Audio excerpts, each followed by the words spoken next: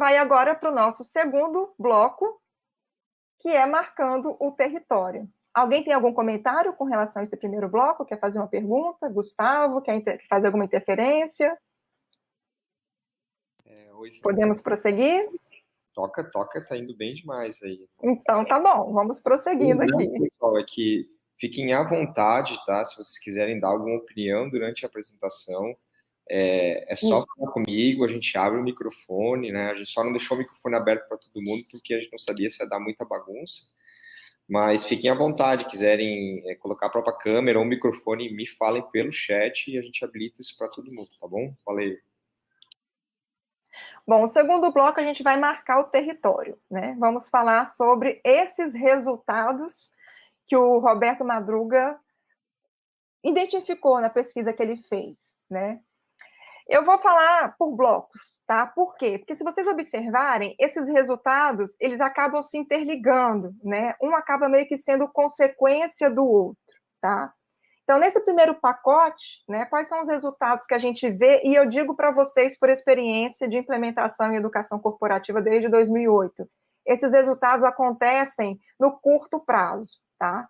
Melhora da autoestima, surgimento de talentos, mudança de hábitos e atitudes de colaborador. Tem algumas empresas que eu trabalho, eu gosto de implementar o programa Multiplicadores, que é justamente utilizar o próprio conhecimento, a inteligência, né, a experiência dos próprios colaboradores para gerar conteúdos, né, e até mesmo experiências de aprendizado. Então, esses multiplicadores, eles são os disseminadores de conhecimento dentro da organização. É um programa muito bacana, e eu tenho duas experiências, na verdade, né, uma foi numa empresa de engenharia, e os multiplicadores, eles eram só para pessoas, colaboradores que estavam no nível de gestão, gerentes. Numa outra empresa do varejo, a gente abriu o programa para todos os colaboradores, inclusive auxiliar de serviços gerais.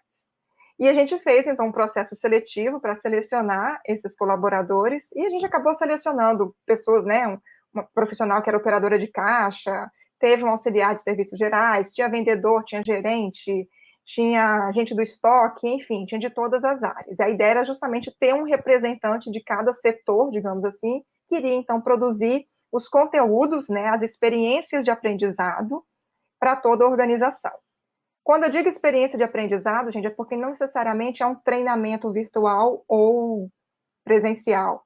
A gente senta e discute, eu vou mostrar depois o método que a gente usa para isso, onde a gente faz o desenho da experiência completa. E muitas vezes acaba sendo um workshop, acaba sendo uma oficina, tá? Então, quando eu digo que a experiência de aprendizado é nesse sentido, tá bom? E teve uma auxiliar de serviços gerais, nessa empresa, que produzia um conteúdo sobre limpeza e higiene no ambiente de trabalho. Gente, o material dela estava simplesmente fantástico. Está, porque o conteúdo ainda existe, está lá disponibilizado na plataforma virtual da organização. E ela fez um trabalho de curadoria, né, de juntar material. Ela falou sobre os 5 S's, né, da qualidade, como isso se aplica para você, né, manter seu ambiente organizado e limpo, que é uma responsabilidade de todos os colaboradores, não só dos auxiliares de serviços gerais. E ela gravou vídeo, e ela pesquisou vídeo no YouTube. Foi um material muito rico, né, e que surpreendeu, na verdade, toda a organização. Também teve uma operadora de caixa que produziu um conteúdo sobre identificação de cédulas falsas. E aí, resumindo, né, são pessoas que a gente muitas vezes acha que não vai, né? Mas como essa pessoa pode produzir, como essa pessoa pode disseminar o conhecimento na organização? E acaba nos surpreendendo, é aí que a gente vê o surgimento de talentos, é aí que a gente vê a melhora da autoestima, porque essa auxiliar de serviços gerais, ela saiu da empresa e saiu toda empolgada, assim, ela teve um problema de saúde, na verdade, precisou sair, e eu tenho contato com ela e eu vejo, ela voltou a estudar, né, tá buscando novos conhecimentos, tá buscando se aperfeiçoar, porque ela gostou da experiência de disseminar conhecimento, né.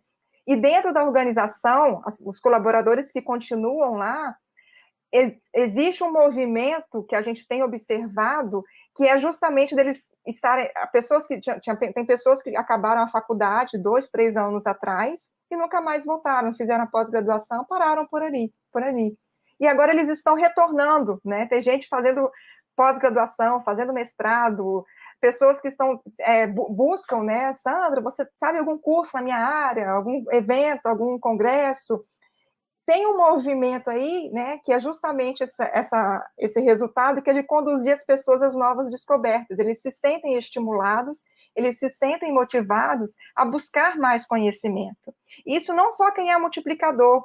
O multiplicador acaba disseminando esse desejo nos outros colaboradores de quererem buscar mais conhecimento também. Então, esse é um resultado imediato que a gente percebe quando tem um programa de educação corporativa que é continuada, né? E aí qual é a consequência disso tudo, né? Você tem um aumento aí da produção e da produtividade. Por quê? Porque colaborador que está com autoestima boa, que está buscando, né, sempre conhecer mais, aprender mais, ele está produzindo mais também, né? E com isso a empresa, ela acaba criando a cultura de investimento em pessoas. Né? De um ano para outro, eu percebi até o orçamento na área de T&D aumentar justamente por isso, né? Porque percebeu aí o movimento das pessoas estarem mais interessadas em se autodesenvolver, certo? Indo agora para mais resultados, né? Desperta a colaboração para a redução de desperdícios. Tudo isso aqui são resultados voltados para a conduta do colaborador, né?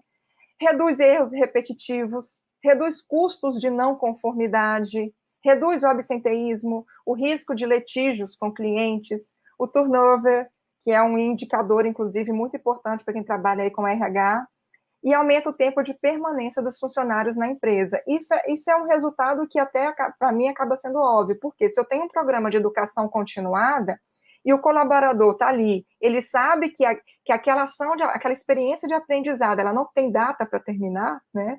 Ela é contínua, ele está o tempo todo se desenvolvendo, ele não vai querer sair da empresa, né? Ele tem um estímulo a mais, na verdade, para continuar ali dentro se autodesenvolvendo, tá? Porque uma coisa é fato, os colaboradores, eles querem aprender, tá? Em qualquer organização.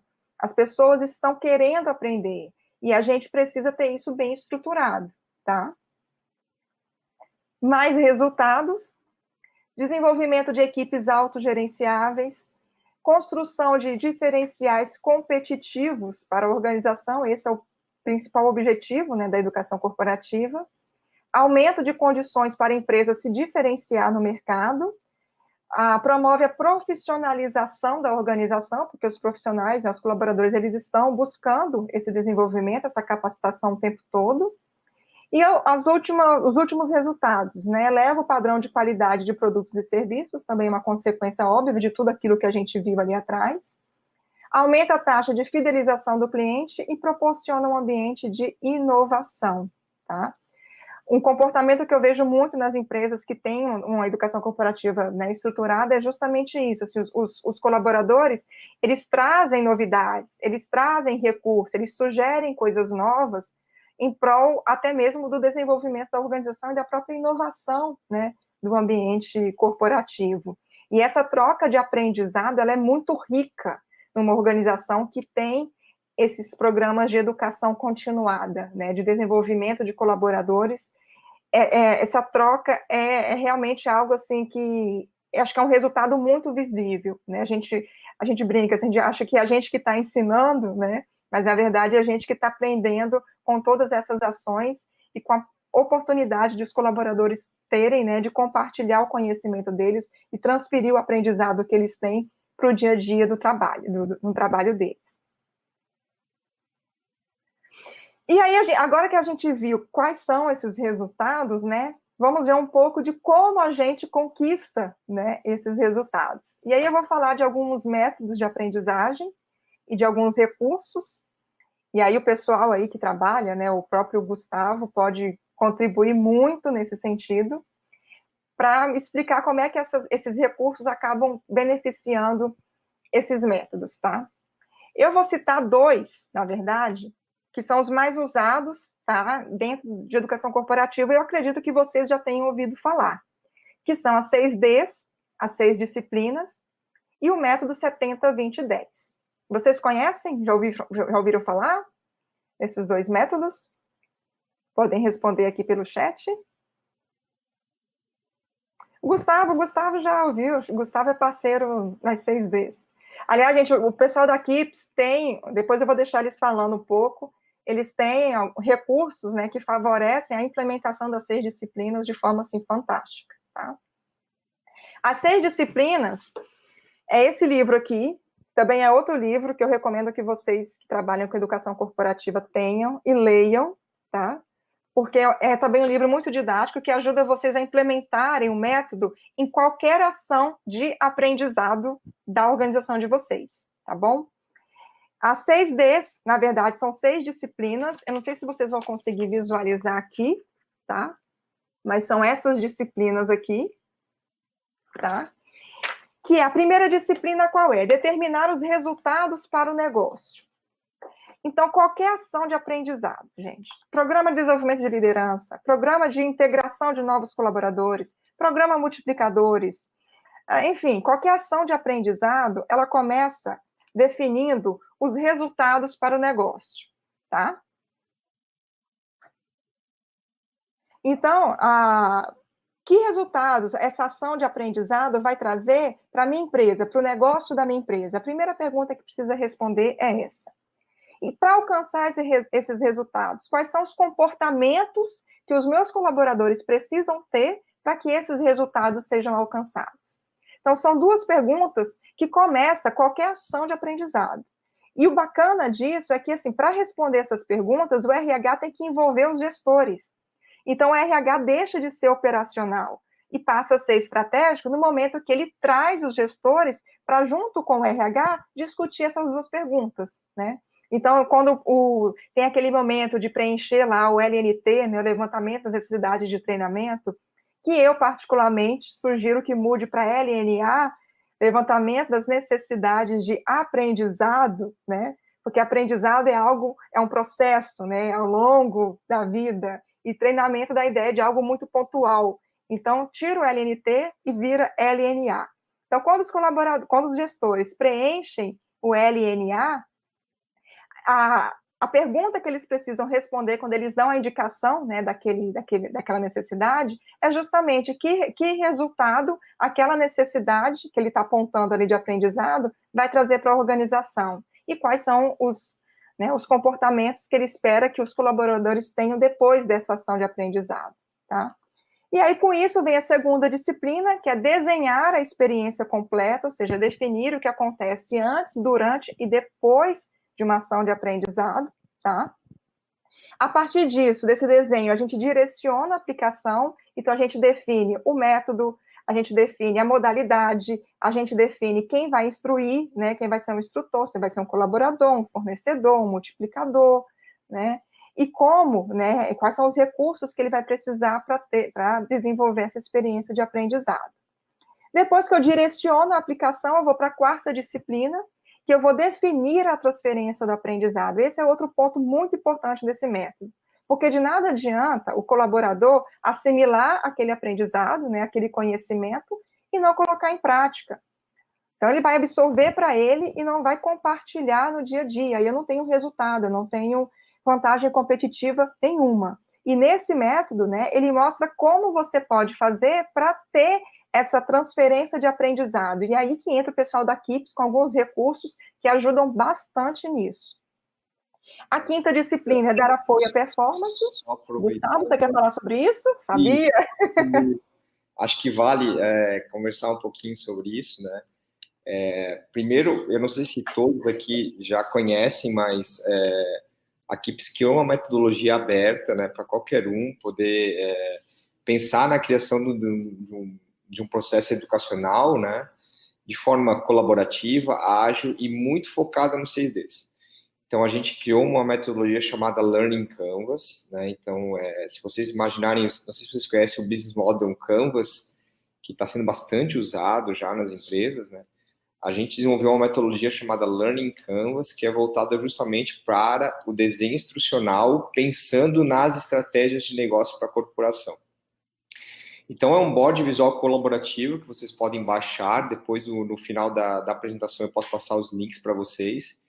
E baixando esse PDF, vocês conseguem imprimir, usar ele na parede da empresa, junto com a equipe de T&D, para justamente pensar na criação de um treinamento voltado para as estratégias de negócio, realmente qual o objetivo principal daquele treinamento, qual o cerne, né, daquele treinamento, o que ele vai trazer de bom para a corporação.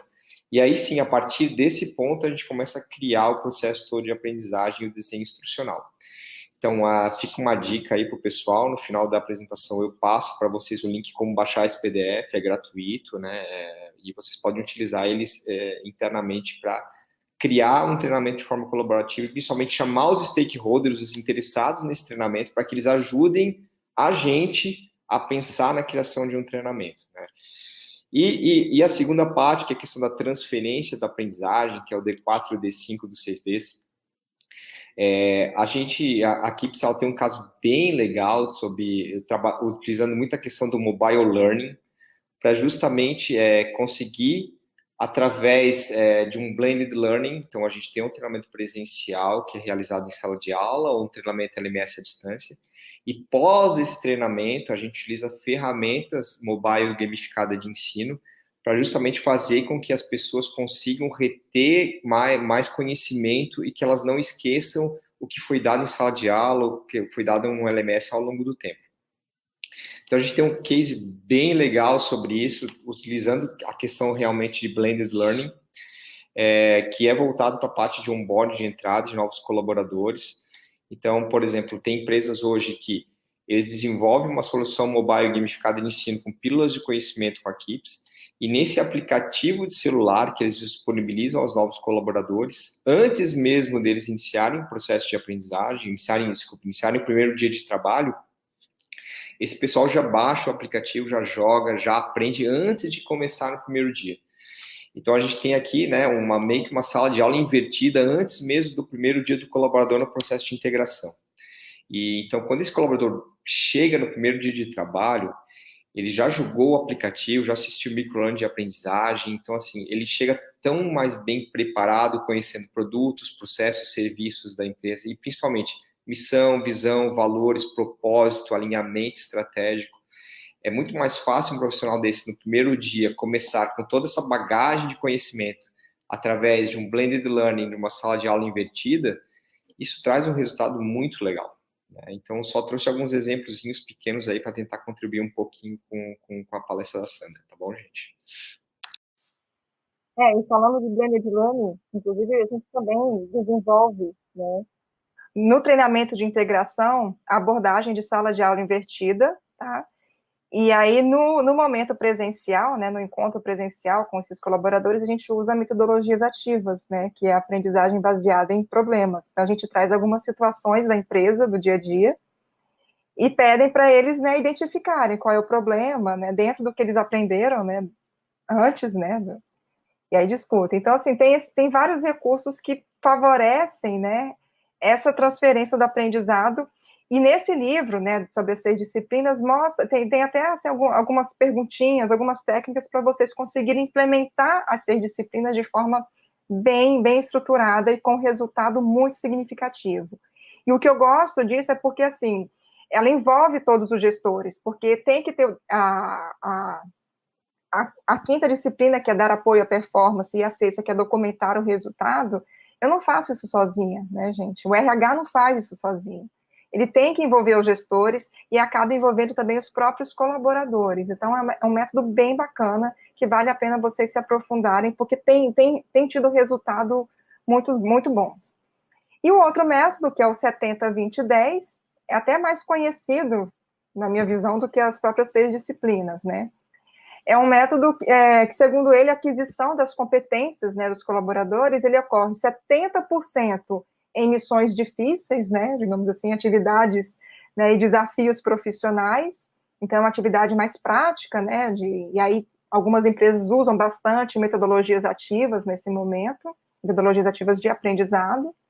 20% vem dos colegas e superiores, então a própria questão da mentoria, né, do coaching, então isso vem desses 20%, e somente 10% vem da formação tradicional, ou seja, um treinamento, a pessoa lendo um livro, né, lendo manuais, normas, que empresas costumam adorar essas coisas, né. Então, a metodologia que acaba invertendo aí o próprio processo formal, né, de ensino dentro da organização, tá?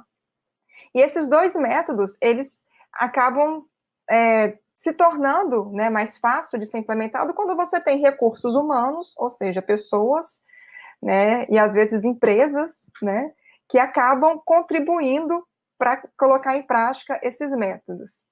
Recursos tecnológicos, né, porque a gente não dá para falar hoje, gente, de uma educação sem tecnologias educacionais, tá? Então, isso é algo assim, para mim já está muito interligado, tá bom? E recursos financeiros, né? Porque você precisa de investimento. Né? Desenvolver colaboradores não é custo, é investimento, certo? Algum comentário, né? Alguma dúvida até aqui? Pessoal, se alguém quiser comentar alguma coisa ou só falar no chat que a gente abre o microfone para vocês, tá, gente? Não era para ser um monólogo, não. Vamos contribuir aí, é excelente para o evento, tá?